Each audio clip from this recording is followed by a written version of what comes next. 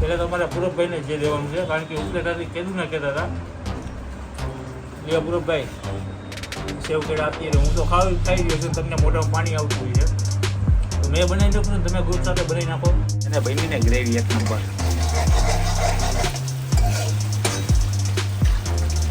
Add કરીએ સેવ.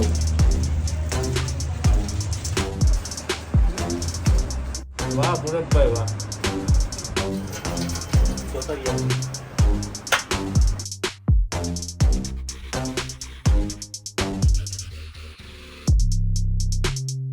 મિત્રો જય માતાજી, જય મોગલ, જય શ્રી કૃષ્ણ, જય દ્વારકાધીશ. ઘરની રસોઈમાં વળી પાછું આપણું હાર્દિક સ્વાગત છે. અને કંઈક ને કંઈક નવું નવું કરવાની આપણને જે કહેવાય રેસીપી કરવાની મજા આવતી હોય છે અને તમને બધાને પણ આનંદ આવે છે.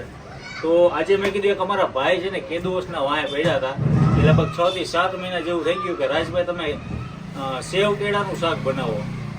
કંઈ કંઈ થાકી ગયા ને આજે એમની ઈચ્છા આપણે ફરમાઈશ હતી આજે પૂરી કરીએ છીએ. આજે આપણે લીધા છે કાચા પાકા કેળા, જે બજારમાં મળી જાય કાચા પાકા કેળા લીધા છે. હવે સેવ કેળાનું શાક કેવી રીતના તૈયાર થાય છે, એના માટે કેટલી પ્રોસેસ થશે તો જોતા રહ્યો. ઝટપટ તૈયાર થઈ જશે, 5-10 વધીને 5 મિનિટમાં તમારું શાક તૈયાર. પણ આપણે થોડી વાર લાગશે. આપણે બનાવવાનું છે નિરાતે ને કાઠિયાવાડી ટેસ્ટમાં. આમાં તમે જે કહેવાય ડુંગળી, લસણ એવું બધું નહીં નાખો તો સ્વામિનારાયણ શાક થઈ જાય. પણ આપણે બધું કાઠિયાવાડી ટેસ્ટ લેવાનું છે, એટલા માટે કેટલી પ્રોસેસ જોઈએ તમને હું બતાવું. અહીંયા જો આ પેલા કેળા લીધા છે, ટમેટા છે, આદુ છે, લસણ આપણે એડ નથી કરવાનું, મરચાંનું કટિંગ છે, ડુંગળી પણ આની અંદર આપણે એડ કરશું, અને સાથે લાલ મરચાં અને જે આપણા ગરમ મસાલા. એટલું ટેસ્ટી બનશે ને આ શાક ખાવાનું છે આપણે બ્રેડ સાથે. તમે પરોઠા સાથે પણ ખાઈ શકો, પણ બ્રેડ સાથે ખાવાનું. અને જે સેવ ટમેટા ઉપરથી સેવનો શણગાર થશે. હવે વધારે વાર નહીં કરીએ, હવે આપણી પ્રોસેસ ચાલુ કરીએ. ચાલો, તો આપણે પહેલાં કઢાઈ લઈ લીધી છે, કઢાઈ અંદર તેલ મૂકી દીધું છે. તો હવે કઈ રીતનો વઘાર થશે તમે જોતા રહ્યો. મિત્રો આપણું તેલ આવી ગયું છે ને હવે આપણે પહેલાં તો આપણે રાઈ નાખશું, પછી થોડુંક અમથું નાખશું જીરું અને હિંગ નાખી દઈએ. પછી હવે આપણે નાખશું, હા તેલ આવી જાય, રાઈ બાઈ ફૂટી જાય ને પછી આપણે નાખશું બધા મસાલા. અને ગ્રેવી ટાઈપ બનાવવાનું છે, એકદમ ઘટ ગ્રેવી, એટલે તમે શાક ખાવાની જે મજા અનેરી છે. અને આપણે કાચા પાકા કેળા જે 3 લઈ લીધા છે, જુઓ આ પાક કાચો છે એટલે કાચા પાકા કેળા લેવાના. બહુ પાકા લેશો ને તો શાક એકદમ એને ગળી જશે. હા કાચા પાકા લેવાના. તો આપણું તેલ, રાઈ, જીરું ફૂટી ગયા છે. આદુની પેસ્ટ છે. પછી નાખશું આપણે લીલા મરચાંનું કટિંગ.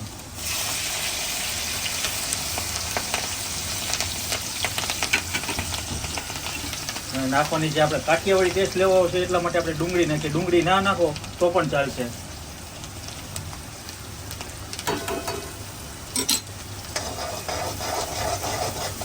અને કરી નાખીએ મિક્સ અને હાથરી દેવાનું છે. કેટલી વાર ઓછામાં ઓછું એકદમ ઘટ્ટ થઈ ને ગ્રેવી ત્યાં સુધી અને કોતરવાનું છે.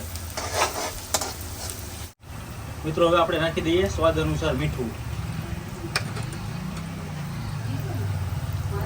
મીઠું નાખી દીધું છે ને પછી આપણે લાસ્ટમાં નાખવાના છે ટમેટા. અને કોણે કેળા અને સેવનું શાક બનાવ્યું છે કોમેન્ટ કરીને જરૂરથી કહેજો. અને ના બનાવ્યું હોય તો બનાવી નાખજો, તમારા બધા મહેમાનો હોય ને ખુશ થઈ જશે. આવી અવનવી રેસીપી ઘરે બધું શું ઘર ઘરેલું બધા જૂની બધા રેસીપી બનાવતા હોય. અને આપણે એમાં અત્યારે દાદીમાની જે કહેવાય ને રસોઈ આ બધી જૂની અને વર્ષો જૂની રેસીપી છે બધી. મિત્રો અત્યારે આપણું આ જે ડુંગળી આપણી સોતરાઈ રહી છે ત્યાં સુધીમાં છે ને આપણે એક વાટકામાં એક અલગથી પાણી લીધું છે. આજે આ પાણી છે અને આપણે છે ને મસાલા બધા આની અંદર પલાળી દઈએ. હળદર, પછી ધાણા જીરું અને મરચું. ઉપરથી નથી નાખવું, આપણે આવી રીતે કંઈક અલગ બનાવીએ. મરચું આપણે રાખ્યું વધારે અને કરી નાખીએ અને મિક્સ થઈ ગયું ને. મોજ વાળી વસ્તુ.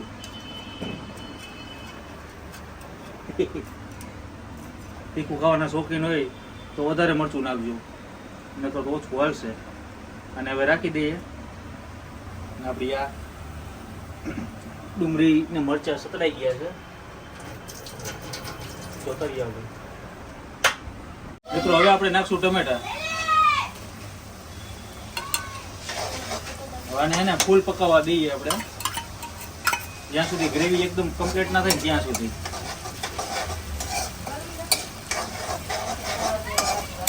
આપણી ગ્રેવી પાકી ગઈ છે ને આપણે જે પલાળેલું હતું હળદર, ધાણા જીરું ને મરચું એ આપણે નાખી દઈએ.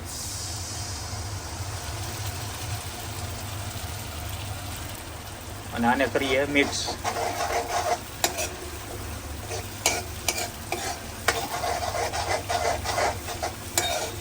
છે ને બની ને ગ્રેવી એક નંબર.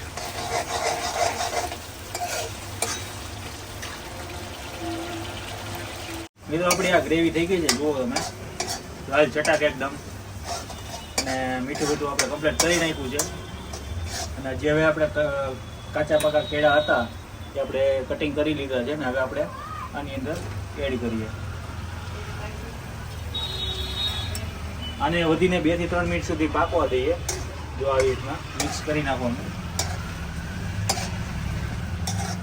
2 થી 3 મિનિટ સુધી આને પાકવા દઈએ અને પછી આપણું આ શાક રેડી. અને ઉપર સેવનો શણગાર, કોથમીર નાખીને મોજ જ આવશે.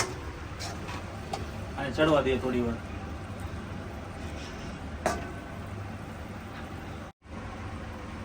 આપણું આ શાક થઈ ગયું છે. હવે શાકમાં આપણે શણગાર કરી નાખીએ. શાક આપણું કમ્પ્લીટ છે. કોથમીરનો શણગાર કરી નાખીએ સરસ મજાનો. અને હવે ઉપરથી નાખીએ આપણે સેવ. તો અને આ શાક ખાવાની જે આનંદ આવશે, મજા આવશે. અને તમે પણ મિત્રો બનાવી નાખજો સેવ કેળાનું શાક અને બ્રેડ સાથે ખાવાનો આનંદ. અને હવે આપણે ટેસ્ટિંગ કરીએ અને તમને રિવ્યૂ આપીએ. તો બનાવી નાખજો. જય માતાજી. તમને કંઈ સજેશન હોય, નવી રેસીપી બનાવો તો મને કોમેન્ટમાં કહેજો, તો આપણે એ રેસીપી પણ બનાવશું. તો જોતા રહ્યો, મોજ કરતા રહ્યો. Bye bye. મિત્રો આ છે આપણું સેવ કેળાનું શાક, જુઓ તમે. અને સાથે અત્યારે આપણે બ્રેડ લઈ લીધી છે અને આનો ટેસ્ટ કરીએ, આપણે માણીએ, જોઈએ કેવું બન્યું છે શાક. અને આજનું જે રેસીપી છે કંઈક નવી છે ને અમારા જે ભાઈ કેદુઓસને કહેતા હતા કે રાજભાઈ તમે સેવ કેળાનું શાક બનાવો અને અમને પ્રેઝન્ટ કરો, કારણ કે અમે તો બધે ખાય છે, બાકી તમારો જે હાથની ઓથોરિટી છે એ કંઈક મજા આવે એવી છે. તો અમે પણ ટ્રાય કરશું. આપણે તો આની અંદર છે ને ભાઈ ડુંગળીનું એડ કર્યું છે. ને કે જો ડુંગળી ના નાખીએ, આદુ લસણ એવું ના નાખીએ તો સ્વામિનારાયણ પણ ભોજન કહી શકાય. હવે આપણે ટેસ્ટિંગ કરીએ છીએ બ્રેડ સાથે સેવ કેળાનું શાક.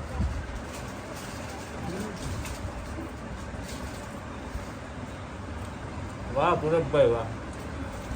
પહેલાં તો અમારા પૂરબભાઈને જે લેવાનું છે, કારણ કે ઉપલેટાથી કીધું ના કહેતા હતા એ પૂરબભાઈ સેવ કેળા અત્યારે હું તો ખાઈ રહ્યો છું, તમને મોઢામાં પાણી આવતું હોય છે. તો મેં બનાવી નાખું છું, તમે ગ્રુપ સાથે બનાવી નાખો. અને ભાઈબંધો સાથે હોય, વાડીઓમાં ગયા હોય, ઇન્સ્ટન્ટ તૈયાર થઈ જાય. આ રેસીપી એવી છે, 5 જ મિનિટમાં તમારી રેસીપી તૈયાર. ઉપરથી સેવ નાખ્યો અને જે ક્રન્ચીનેસ આવે છે, કાચા કેળા, એની મજા અલગ છે. બનાવી નાખો, હું ત્યાં ખાઈ લઉં. ચાલો, જય માતાજી, જય મોગલ, જય શ્રી કૃષ્ણ, જય દ્વારકાધીશ, ટાટા, બાય બાય.